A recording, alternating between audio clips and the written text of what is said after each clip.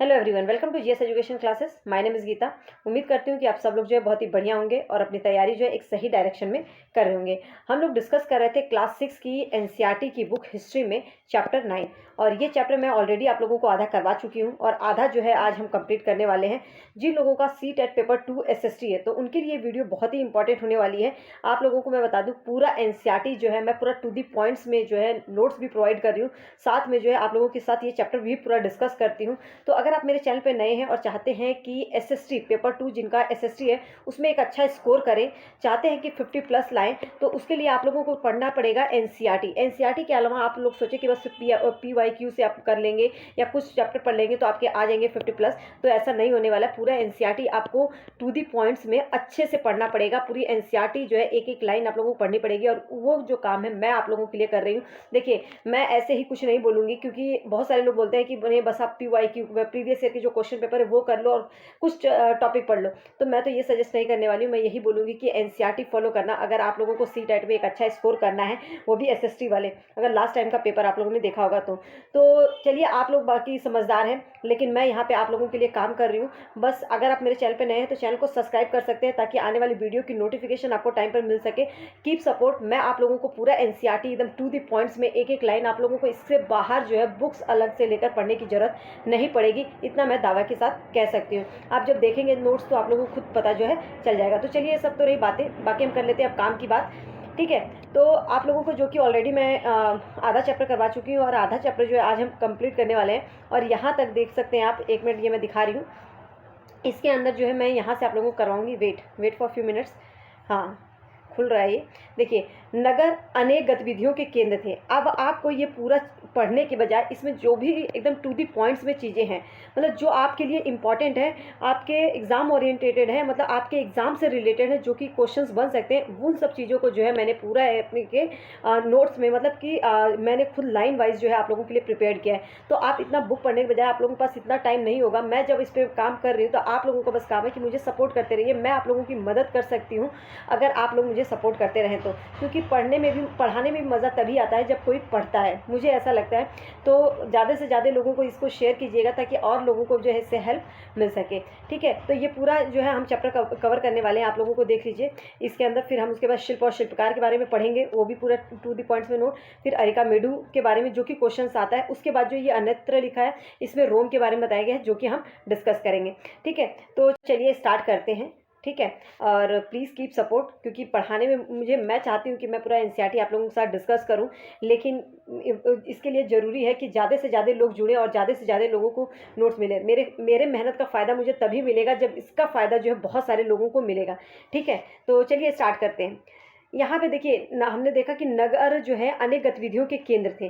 तो इसमें सबसे पहले एक मथुरा नगर के बारे में बताया गया है। अगर मथुरा नगर की बात करें तो इसमें बताया गया है कि लगभग 2000 साल पहले जो मथुरा थी वो कुषाणों की राजधानी बनी थी। कई बार क्वेश्चन पूछा गया है कि मथुरा ने कुषाणों की दूसरी राजधानी कौन सी थी, तो कुषाणों की दूसरी राजधानी जो है मथुरा थी, और कब? लगभग 2000 साल पहले। ठीक है, यहाँ जो है यातायात और व्यापार के दो प्रमुख रास्तों पर स्थित था। कौन सा? मथुरा जो है यातायात और व्यापार के दो प्रमुख रास्तों पर स्थित था। उन रास्तों के बारे में भी क्वेश्चंस आए हुए हैं। जब मैं आप लोगों के साथ प्रीवियस ईयर जब डिस्कस करूंगी ना, जब मैं आप लोगों के इसके क्वेश्चंस करवाऊंगी ना, तब देखिएगा, अगर आपने एनसीईआरटी पढ़ा होगा तो कितना आराम से, आसानी से जो है उनके आंसर देंगे। ठीक है, और सब मैं डिस्कस करने वाली हूँ यहाँ पर।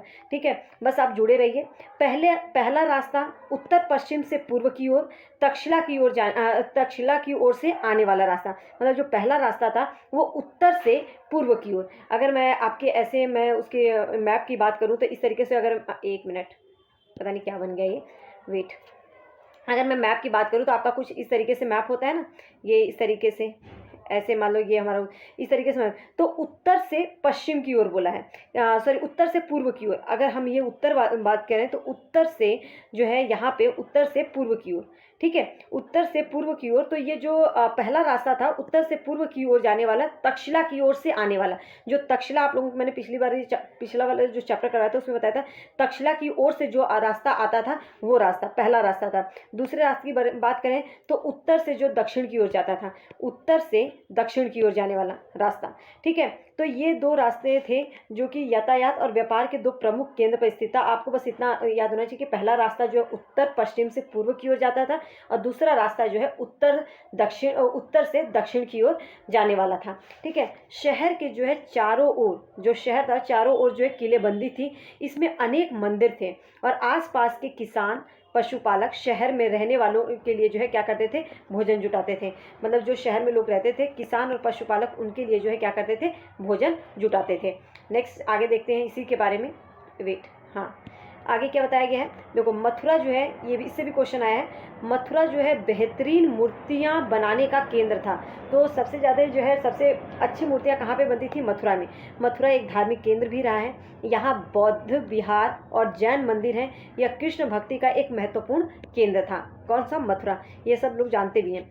मथुरा में प्रस्तर खंड है और मूर्तियों पर अनेक अभिलेख मिले हैं। जो पत्थर के जो पत्थर है मथुरा में, उस पर और मूर्तियों पर अनेक अभिलेख मिले हैं जो संक्षिप्त है तथा स्त्रियों और पुरुषों द्वारा मठों या मंदिरों को दान में दिए जाने का उल्लेख करते हैं। कहने का मतलब है स्त्री तथा पुरुष द्वारा जो है क्या किया जाता था, मठों और मंदिरों को जो है दान में दिया जाता था। इसका उल्लेख जो है उस प्रस्तर खंड और मूर्तियों पर से मिलता है।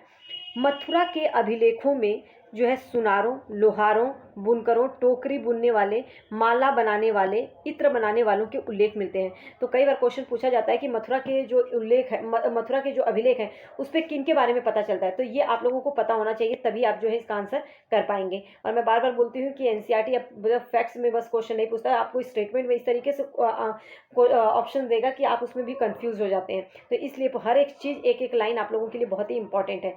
ठीक, तो अब देखते हैं शिल्प और शिल्पकार। आप यहाँ पे देख सकते हैं। और अगर मैं आप लोगों को एनसीईआरटी दिखाऊं तो देखिए, अगर आप इसे पढ़ने लगेंगे ना तो बहुत ज़्यादा टाइम लगेगा, लेकिन आपको यही चीज़ जो है पूरा मैंने टू दी पॉइंट्स में जो एग्ज़ाम ओरिएंटेटेड है, मतलब जो एग्ज़ाम से रिलेटेड आपके जो एग्ज़ाम में पूछे जा सकते हैं, वो पूरा मैंने टू दी पॉइंट्स में जो है इसे निकाला है। तो आप इसको जो है बहुत ही आसानी से और कम टाइम में पढ़ सकते हैं। तो उम्मीद करती हूँ कि ये जो है आप लोगों को वीडियो पसंद आ रही होगी, तो आप ज़रूर लाइक करेंगे, जिससे कि मुझे मोटिवेशन मिले और मैं ज़्यादा से ज़्यादा जो है आप लोगों को इसी टाइम जो है मतलब पूरी एनसीईआरटी आप लोगों को कवर करा दूं। और हाँ, लोगों को ज़रूर शेयर कीजिएगा। मैं बार बार बोलती हूँ कि शेयर कीजिए ताकि और लोगों को भी इससे हेल्प मिले, क्योंकि मैं तैयार कर रही हूँ नोट्स, तो उन लोगों तक पहुँचे। तो देखिए, चलिए ये सब तो हम अब कर लेते हैं काम की बातें तो होती रहेंगी। देखिए, शिल्प और शिल्पकार, तो इसके बारे में सबसे पहले बताया गया कि पूरा स्थलों से जो मिट्टी मिली है, मिट्टी के बहुत से ही पतले, सुंदर और काले चमकीले पात्र मिले हैं। ठीक है, तो इसका मतलब कि जो लोग जो है मिट्टी के बहुत ही सुंदर सुंदर बर्तन बनाते होंगे, क्योंकि उनके द्वारा बनाए गए जो है बहुत ही पतले, सुंदर और काले चमकीले पात्र मिले हैं। उत्तर में अगर बात करें वाराणसी और दक्षिण में मदुरै, ये मदुरै लिखा हुआ है, मदुरै। ठीक है, और उत्तर में वाराणसी और दक्षिण में मदुरै कपड़े के उत्पादन के लिए बहुत ही महत्वपूर्ण केंद्र थे। अगर कपड़े के उत्पादन के लिए महत्वपूर्ण केंद्र पूछे तो याद रखिएगा, दक्षिण में अगर पूछे तो मदुरै और उत्तर भारत में पूछे तो वाराणसी। यहाँ स्त्री पुरुष दोनों ही इस काम में लगे हुए थे। शिल्पकार और व्यापारी अपने अपने संग बनाने लगे थे, अपने अपने संग बनाने में लगे थे। याद रखिएगा, आता है क्वेश्चन, शिल्पकार और व्यापारी जो संग में बनाते थे उसे क्या कहा जाता था, तो उसे श्रेणी कहा जाता था। यह श्रेणी क्या होता है, शिल्पकार और व्यापारियों द्वारा बनाए गए संघ को क्या कहा जाता है, श्रेणी। ठीक है, शिल्पकारों की श्रेणियां का काम प्रशिक्षण देना, कच्चा माल उपलब्ध कराना और तैयार माल का विवरण करना। कहने का मतलब है जो श्रेणियां होती थी उनका काम क्या है, और लोगों को प्रशिक्षण देना। ठीक है, कच्चा माल को उपलब्ध कराना लोगों को, वो और तैयार माल का जो है विवरण देना। तो ये था शिल्प और शिल्पकार के बारे में। अब अरिकामेडु एक बहुत ही इंपॉर्टेंट पतन है, जिसके बारे में जो है बहुत क्वेश्चंस आते हैं आपके सीटेट में। तो इससे रिलेटेड इंपॉर्टेंट पॉइंट देखते हैं। लगभग 2200 से 1900 साल पहले अरिकामेडु क्या था, एक पतन था। यहाँ ईंटों से बना एक ढांचा मिला है, ईंट से बना हुआ एक ढांचा अरिकामेडु में मिला हुआ है, जो संभवतः क्या रहा होगा, गोदाम। ठीक है, यहाँ भूमध्य सागरीय क्षेत्र के एम्फोरा जैसे पात्र भी मिले हैं। जो भूमध्य सागर में एम्फोरा मिलते थे वो यहाँ पे जो है अरिकामेडु, जो कि वर्तमान में पौंडीचेरी है, यहाँ पे जो है एम्फोरा जैसे पात्र मिले हैं। तथा एयर टाइम, ये क्या है, एयर टाइम इटली के शहर का एक मुहर है, इटली का शहर, वहाँ का जो है एक मुहर लगे लाल चमकदार बर्तन भी मिले हैं। जो एरेटाइन था, इटली की एक का जो शहर था उसका नाम था एरेटाइन, और यहाँ पे जो है मुहर लगे लाल चमकदार बर्तन मिले हैं। लाल चमकदार बर्तन कहाँ में मिले हैं? एरेटाइन। ठीक है, यहाँ जो है रोमन लैंप मिले हैं। कहाँ पे? अरिकामेडू की बात कर रहे हैं, रोमन लैंप मिले हैं, शीशे के बर्तन मिले हैं, रत्न मिले हैं। ठीक है, शीशे तथा अर्ध बहुमूल्य पत्थरों से मनके बनाने के पर्याप्त साक्ष्य मिले हैं। कह रहे मतलब शीशे से और बहुत सारे बहुमूल्य पत्थरों से जो है मनके बनाने का साक्ष्य मिलता है। अरिकामेडू में जो है छोटे छोटे कुंड मिले हैं, जिससे ये अंदाज़ा लगाया जा सकता है कि यहाँ पर जो है ये लोग काम करते होंगे। ये जो संभवतः कपड़ों की रंगाई के पात्र रहे होंगे। जो कुंड है उसके बारे में बताया जा रहा है कि जो अरिकामेडू में छोटे छोटे कुंड मिले हैं, उससे ये हम अंदाज़ा लगा सकते हैं कि वहाँ पर जो है कपड़ों की रंगाई की जाती होगी। ठीक है, ये तो अरिकामेडू के बारे में था, और आपको बता दूं बहुत ही इंपॉर्टेंट है। अब ये रोम, अन्यत्र में आप जाएंगे ना तो यहाँ पे रोम के बारे में बताया गया है, जो कि क्वेश्चन पूछ देता है इससे भी आप लोगों को जो है यूरोप में सबसे पुराना शहर में से एक है। रोम जो है यूरोप के सबसे पुराने शहरों में से एक है। ठीक है, तो उसी के बारे में जो है इसमें बताया गया है कि रोम क्या है, रोम के वहाँ पर क्या मिले हैं। तो देखिए, यह यूरोप, उत्तरी अफ्रीका, पश्चिमी एशिया तक फैला हुआ है। रोम जो है उत्तरी अफ्रीका और पश्चिमी एशिया तक जो है ये फैला साम्राज्य था।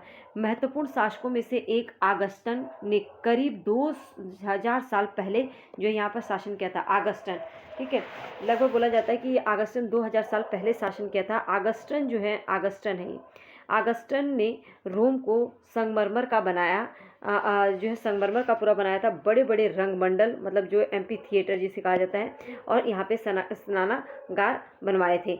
तो ये रोम के बारे में था, और यहाँ पे जो है ये आप लोगों का चैप्टर कंप्लीट होता है। उम्मीद करती हूँ कि ये वीडियो जो है आप लोगों के लिए इन्फॉर्मेटिव रही होगी। मैंने बहुत सारा कुछ नहीं बताया, जो टू दी पॉइंट्स में आपके एग्जाम ओरिएंटेटेड है, जो पूछे जा सकते हैं, वो पूरा जो है इसमें कवर करने की कोशिश की। अगर वीडियो पसंद आए तो प्लीज़ हिट लाइक बटन, और लोगों के साथ जरूर शेयर कीजिएगा, और चैनल पर पहली बार है तो सब्सक्राइब कर लीजिए, ताकि नोटिफिकेशन आपको टाइम पर मिल सके और इस बार का सी टेट जो है आप अच्छे से क्लियर कर सके। All the best.